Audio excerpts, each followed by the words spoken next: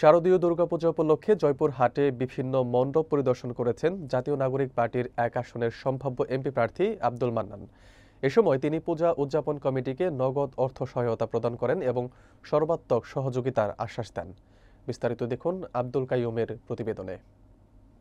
এ সময় জয়পুরহাট জেলা এনসিপির যুগ্ম সমন্বয়কারী ওমর আলী বাবু, সদস্য মনিরুজ্জামান জামান মনির, প্রস্তাবিত যুব শক্তির আহ্বায়ক মাওলানা ইমরান হোসাইন, যুগ্ম আহ্বায়ক বিপ্লব হোসেন ও সদস্য সচিব সাংবাদিক গোলাপ হোসেন সহ স্থানীয় নেতাকর্মীরা উপস্থিত ছিলেন।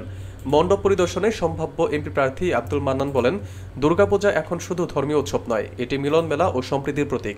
এখানে এসে আমি দেখেছি সকলের মাঝে যে ভ্রাতৃত্ব ও ভালোবাসা আছে তা সত্যি বাংলাদেশের ঐতিহ্যকে তুলে ধরে। এ উৎসব প্রমাণ করে আমরা বাঙালি জাতি একে অপরের সুখ দুঃখে পাশে থাকি। আমার রাজনৈতিক লক্ষ্য শুধু ভোট বা ক্ষমতা নয়, মানুষের পাশে দাঁড়ানো। হিন্দু, মুসলিম, বৌদ্ধ, খ্রিস্টান সবাই মিলেই আমাদের বাংলাদেশ। তাই আমি প্রতিশ্রুতি দিচ্ছি, সামর্থ্য অনুযায়ী সবসময় আপনাদের পাশে থাকব।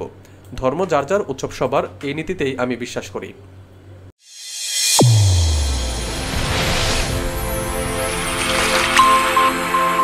চ্যানেল A1 হৃদয়ের স্পন্দন।